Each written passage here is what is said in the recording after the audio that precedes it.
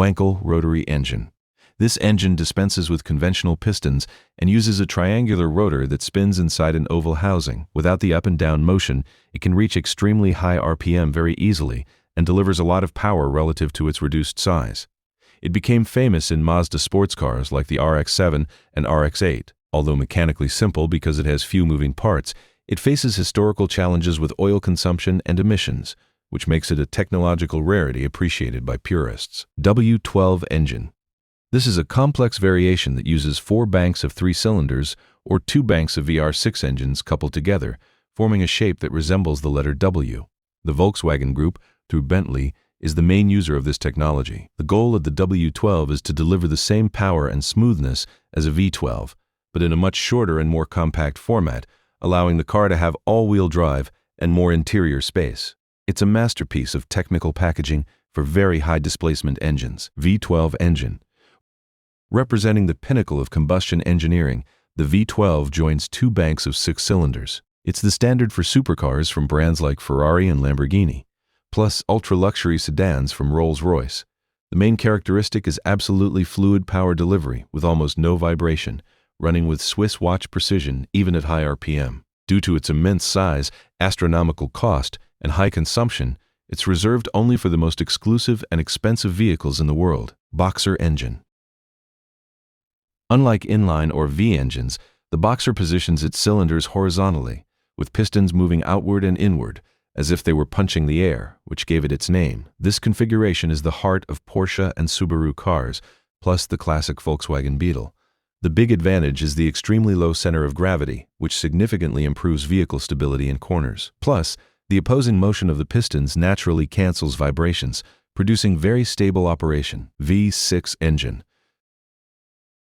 This architecture splits the 6 cylinders into 2 banks of 3 angled between 60 and 90 degrees, forming the letter V.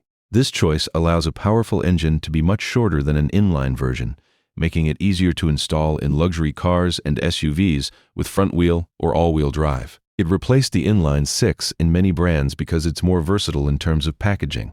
It delivers robust power with refinement superior to 4-cylinder engines. V8 engine.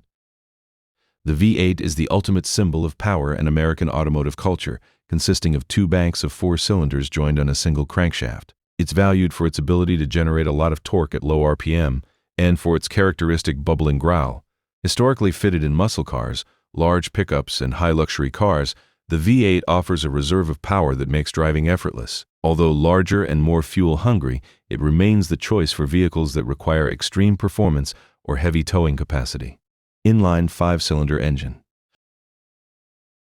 A less common configuration that gained fame through brands like Audi and Volvo for offering a sound very close to that of a 6-cylinder engine while taking up less space. The cylinders are mounted in sequence, and the unique firing order provides linear torque and flexibility that appeals to enthusiastic drivers. It's an engineering choice that seeks the middle ground between the economy of a smaller engine and the power of a larger one, although its manufacturing is more complex due to the length of the block.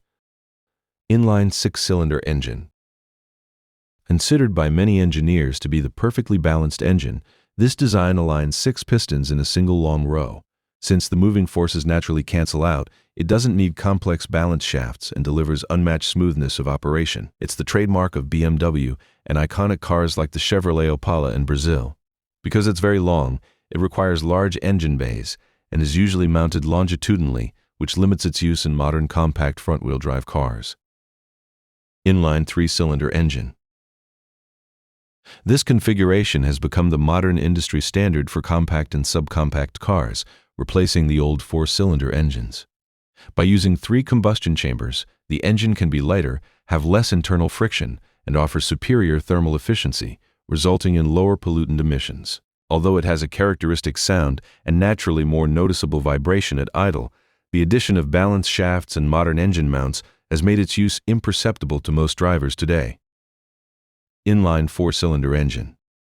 This is historically the most manufactured and used engine in the history of the global automotive industry. The cylinders are mounted vertically in a single row, which allows for a narrow design that fits in most front-wheel drive car engine bays.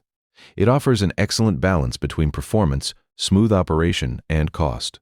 From basic cars to mid-size sedans and SUVs, The inline-4 has adapted to almost every category, serving as the foundation for the development of technologies like variable valve timing and mass-produced turbocharging. Single-cylinder engine.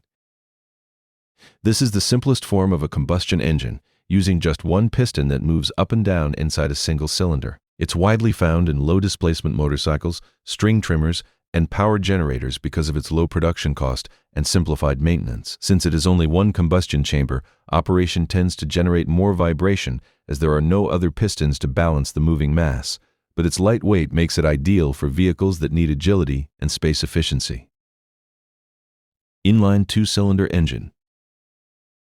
Here the system uses two pistons positioned side by side that share the same block and crankshaft. It was a very common standard in popular cars of the past, like the Fiat 147, and today dominates the mid-displacement motorcycle segment. Operation is a bit smoother than a single cylinder, but it still has balancing challenges. It's an efficient solution for manufacturers looking for a compact engine that delivers a bit more torque without drastically increasing fuel consumption. So, we end this video here. If you have thoughts or suggestions, do share them in the comments. See you in the next video. Thanks for watching.